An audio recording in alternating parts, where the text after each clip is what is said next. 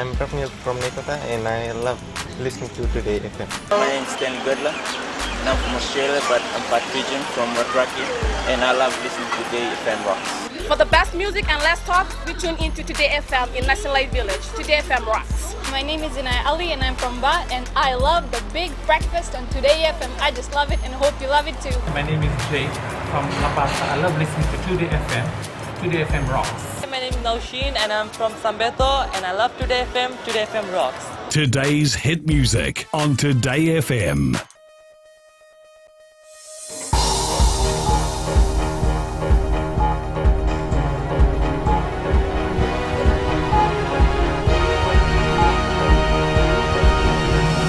Good evening, I'm Jackie Spate and this is FBC News. Tonight, Gareth Baber is new Fiji Sevens coach. Wage review for public entities and police to step up crime fighting strategy.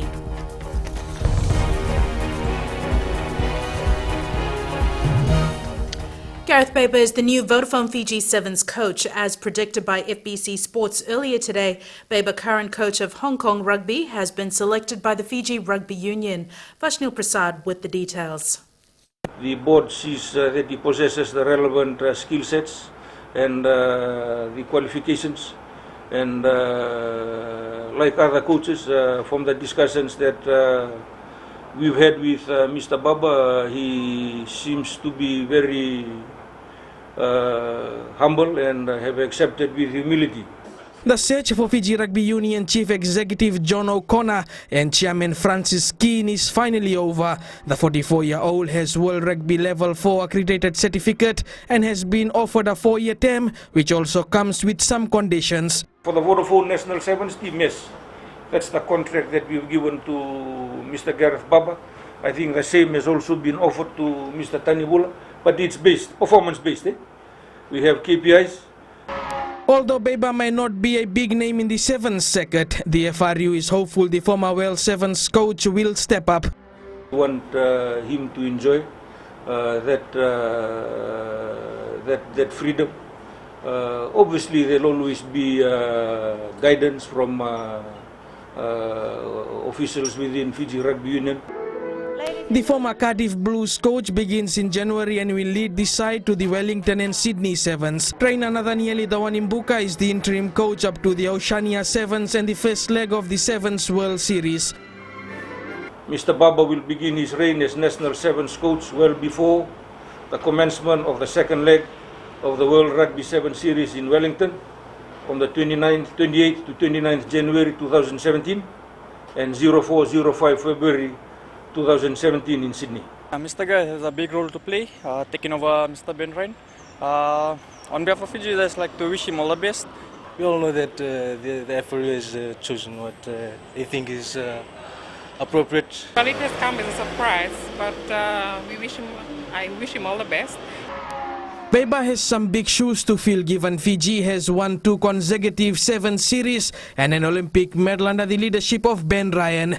Vashnil Prasad, FBC News. A pay increase is in store for thousands of people in the public sector. Minister for Public Enterprises Ayah Said Qayyum says this will be preceded by review of existing work standards. Rachel Nath reports. The indication is clear. The government wants the cream of the crops working for taxpayers, and so a wage review is in the making.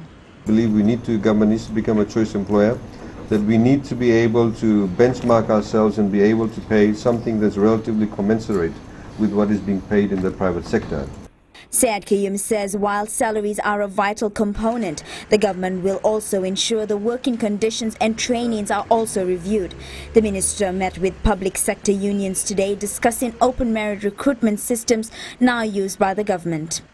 Current savings that government has with a number of positions that are not filled within the public service, that government would be able to afford an improvement in the terms and conditions. We would like to work with the Ministry of Civil Service and with the Minister, and we did raise the question of the collective bargaining. A job evaluation exercise will be carried out in partnership with the union, and the government is calling upon specialized people to carry out this exercise.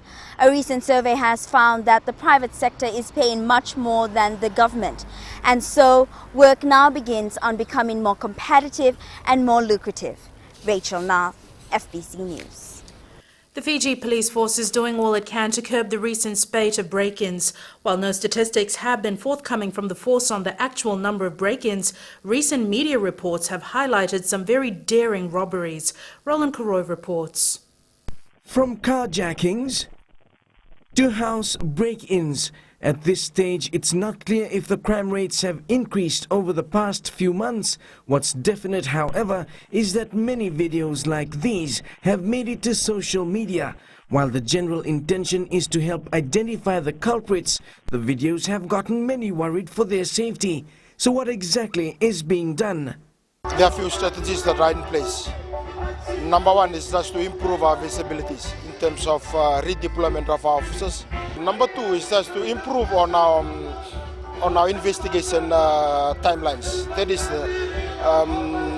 the gathering of evidence and the speed in terms of how we can get a suspect into our custody and then take them to court.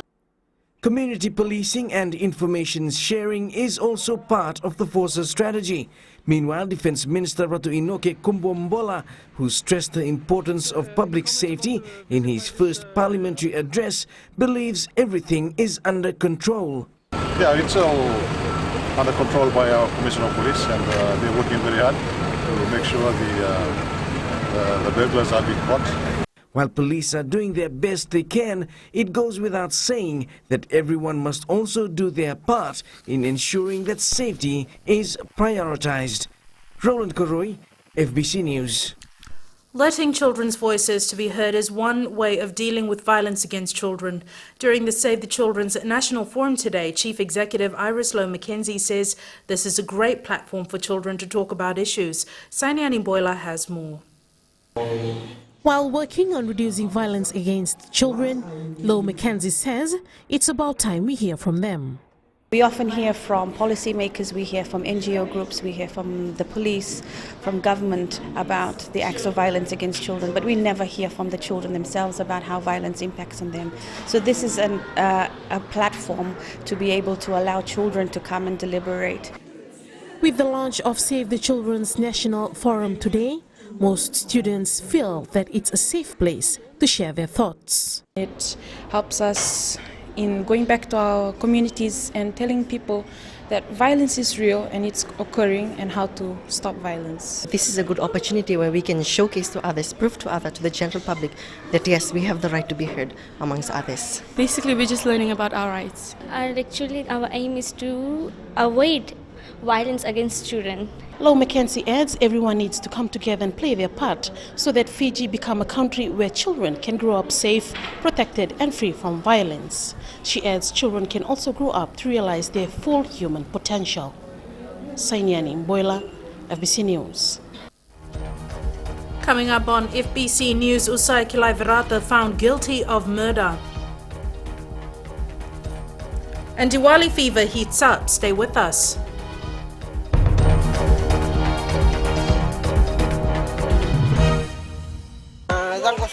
Kita wani laki-laki lo menikoro tau vinakaveo na va mambula FM niron tau vinkarabio ben hilo po viroro odo na mbula FM number 2 na ser iyo mbula bina tangu peli untuk taliten na porong mbula FM na bu number 2 na mbula FM no sur mbula FM number 2 na ser mbula sia buni va ulambasa na ko vila merikibi mbula FM number 2 na ser talita itu ngai lepas. Bula FM number 2 and ser.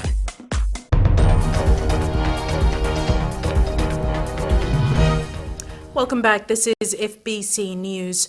3 assessors have found Usai Kilaivirata guilty of murdering his partner Losana McGowan. The 3 assessors in the trial returned their unanimous guilty verdict in the Suva High Court today.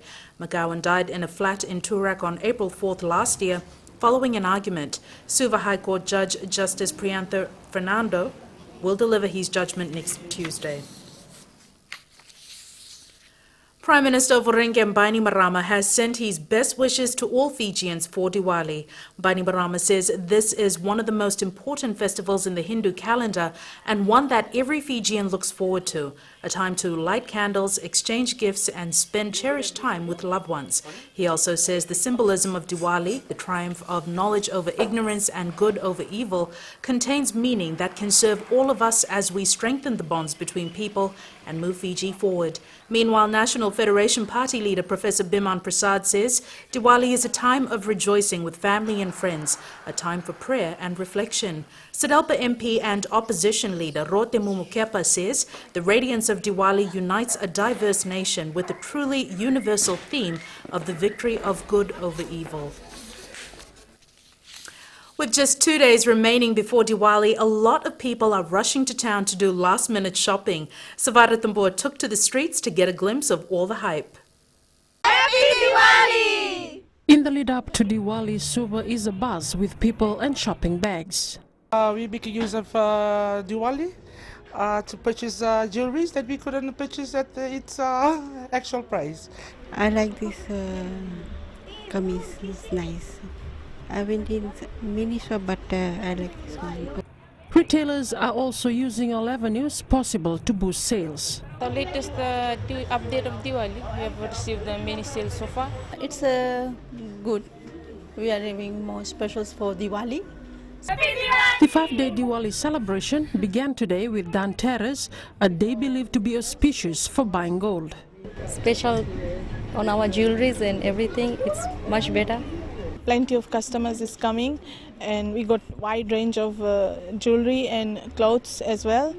The date for Diwali changes each year as it's calculated using the Hindu lunar calendar.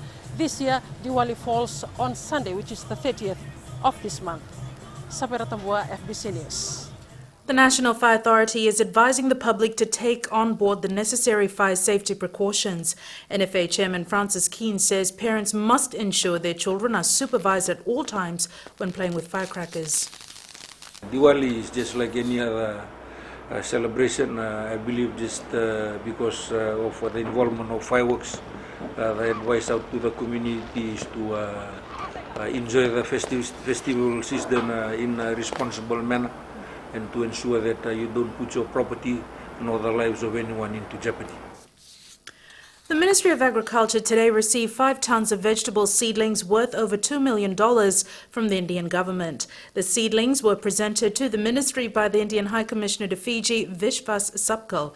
Agriculture Minister Iniese Ratu says the assistance is timely as we are approaching another cyclone season. This assistance couldn't have come at a better time than this, with the cyclone season just around the corner. The seeds will serve as the Ministry of Agriculture reserve in case of the occurrence of a major natural disaster during the next cyclone season. Now with the latest in sports, here's Jamie.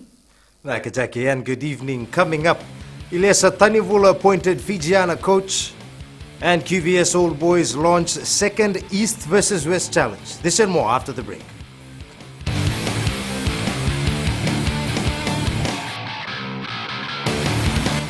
मैं जुगेन नबील तालिब से radio Fiji 2 24 घंटे मेरे साथ साथ रहता है। हम मंगेरी ताहुआ के ललित से हमारे दिल में और दिमाग में खाली रेडियो फिजी 2 है और सभी भाइयों से आग्रह करते हैं कि रेडियो फिजी 2 सुनना चाहिए। मेरा नाम अभिनेश है, मैं निंदी का रहने वाला हूँ।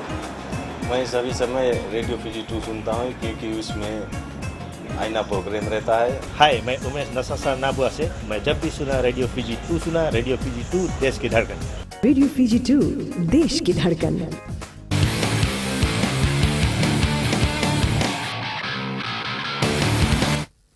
As you heard earlier, Gareth Baber has been appointed as the Fiji men's sevens coach. Meanwhile, the Fiji Rugby Union Board has also endorsed coach Ilesa Tanivula as the TFL Fijiana sevens and 15s coach. Tanivula has been the assistant coach of the Fijiana sevens team, guiding the team to Brazil in August. The 90 native has a 4-year term and will be in charge of the side until the next Olympic Games in Japan. Mr. Tanivula has been confirmed by the Fiji Rugby Union Board to coach our national Fijiana sevens team. Our 15th coach, yes, Tanibula is currently assisting. We also have the services of Mr. Sermayambai, and very grateful for him giving of his time. Meanwhile, the Fiji Rugby Union is in talks with the Fiji National Sports Commission about the salaries for the men's and women's coaches. Vaishnav Prasad has the story. Vodafone Fiji Sevens coach Gareth Baber's salary is unknown, and the Fiji Rugby Union has started off discussions on his salary. It has approached the Fiji Sports Commission on signing off on the check before Baber joins the camp next year. Well, as always, we're thankful to government for the financial assistance that they've continuously supported the Fiji Rugby Union with. The Chief Executive Officer John O'Connor has continued these discussions with the Fiji Sports Commission in relation to the appropriate funding. Fijiana 7s and 15s coach Ilyesa Tanivula is local, and it will be interesting to see how FRU and Sports Commission will work out his salary. That's something that, as I said, the Chief Executive Officer is discussing with his counterpart at the Fiji Sports Commission. It's believed the FRU and Sports Commission will come to a decision in the coming months. Vaishnav Prasad, FBC Sports. Former Vodafone Fiji Sevens rugby player Sake Katonimbao appeared in the Suva Magistrates Court this morning, charged with annoying a person. It is alleged that Katonimbao did not like it when the Fiji Electricity Authority meter readers disconnected electricity at his home in Raiwai, Suva. The court heard the former player sword FEA worker Navin Prasad, who then reported the matter to police. The case will be heard on December 2nd. The Queen Victoria School All Boys launched their second East versus West Rugby Challenge at their club in Suva last night. After a successful first year, this year's competition is expected to be bigger and better, with age groups and development teams also involved. Rohit Deo was at the launch last night and files this report. The challenge has been laid for another year to decide which division will reign in the Queen Victoria School All Boys regime. The main objective of our annual event this year, and of course kick-started last year, is this event to provide a platform in which players of both rugby teams showcase their skills. Last year's winners, East is aware that there will be no love lost when they meet tomorrow. When I was playing in the competition in Suva, I didn't receive any yellow card. But when I played there in the West last year, I didn't even receive a yellow card, only a red. So that shows how tough a competition is against each other. The West team has prepared well, but knows it won't be easy. We hope we'll have a good game on Saturday. And we are all looking forward to that game. The match kicks off at 2 p.m. at the USP grounds in Suva tomorrow. Rohit Deo, FBC Sports. Veteran weightlifter Manueli Tulo and young Ulina Sangone have both won bronze medals at the Commonwealth Championships in Penang, Malaysia. Ulina won 2 bronze medals, one in the women's 58 kg junior category and another in the open competition. She lifted 67 kgs in the snatch and 86 kgs in the clean and jerk, with a total lift of 153 kilograms. Manueli Tulo won the bronze in the men's 56 kg open category. He lifted 104 kgs in the snatch and 131 kgs in the clean and jerk, with a total of 235 kilograms. That's it from sports this evening. It's back to Jackie now with business.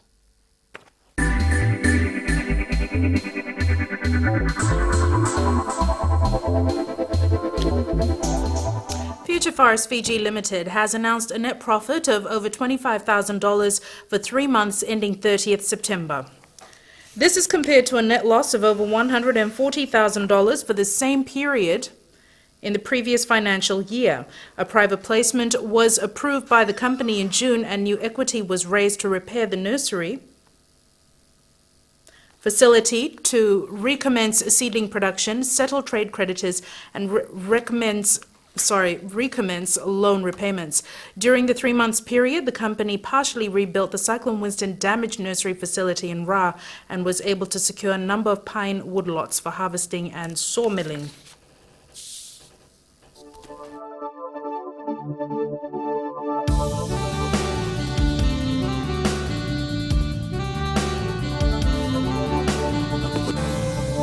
It was generally a warm, dry and sunny day in most parts of the country today. Looking at the temperatures, they were mild in most centres, with Lambasa the hottest spot at 32 degrees. For tomorrow, fine conditions are expected to prevail throughout Fiji. And the further outlook, we're looking ahead to Sunday. It looks like a rain-free Diwali as conditions are expected to be fine throughout until Monday. At sea, southeast winds 15 to 20 knots, moderate to rough seas. Recapping the main stories for tonight, Gareth Baber is new Fiji Sevens coach, wage review for public entities, and police to step up crime-fighting strategy. For these stories and others, you can tune in daily to our sister radio station Gold FM. On to our poll question this week, we are asking, is the school zoning policy working? To answer, visit our FBC website. Send us newsworthy pictures and videos on email citizenseyes@fbc.com.fj or share it with us via Facebook page FBC News. And if you're on Twitter, follow and tweet us your news tips at FBC_news or simply hashtag FBC News. Before I go, I would like to, on behalf of FBC News, wish you all a very happy and safe Diwali. And in doing so, I leave you with some videos from our celebrations at the Broadcasting House today. Enjoy, and I'll see you next week. Shubhratri.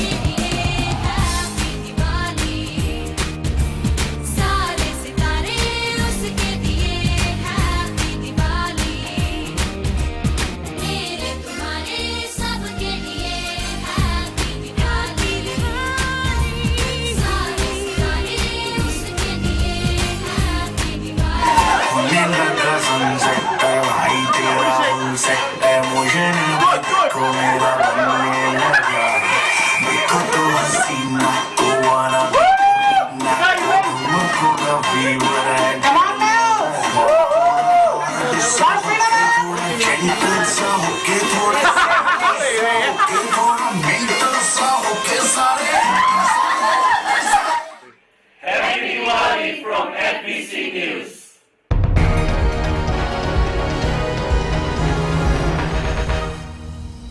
Yandra! I love listening to Gold FM at Golden Point Resort. Gold FM, only the classic hits. Hola, my name is General from Rugby Village. I love listening to Gold FM, only the classic. I'm Moses from Valeu. I love listening to Gold FM, only the classic hits. My name is Marida Manako. I'm from Kandavu. I like listening to Gold FM, only the classic hits. My name is Tilipa from Tavwa Town. I love listening to Gold FM, only the classic hits. Gold FM, only the classic hits.